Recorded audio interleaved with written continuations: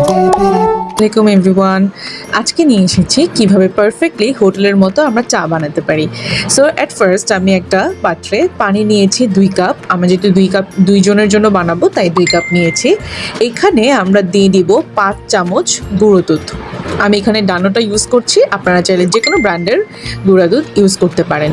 এরপর এটা আমি ভালোভাবে মিশিয়ে নেব। দেন আমি দিয়ে দিচ্ছি একটা এলাচ, একটা দারচিনি, একটা তেজপাতা। ভালো মতো দিয়ে আমি এটাকে নেড়ে নিব। এটা কিন্তু ওয়ান কাইন্ড অফ মশলা টিয়ের মতো হয়। এরপর আমি দিয়ে নিচ্ছি 2 চামচ হরলিক্স। আমরা জানি হরলিক্স দিলে কিন্তু চায়ের স্বাদটা দারুণ বেড়ে যায়। সো এখন আমি চা পাতা দিয়ে নিব।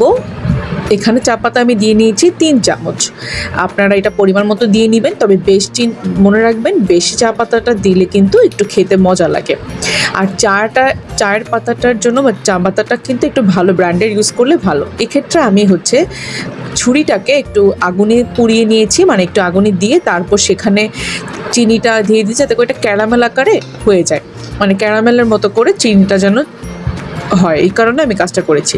আর চিনিটা যখন ক্যারামেল করে দেওয়া হয় তখন কিন্তু চায়ের স্বাদটা দ্বিগুণ বেড়ে যায়। এরপর আমার চা রান্না শেষ। এরপর দেখুন আমি ঢেলে নিয়েছি, কত সুন্দর কালার এসেছে আমরা এখানে দেখতেই পাচ্ছি। So thank you.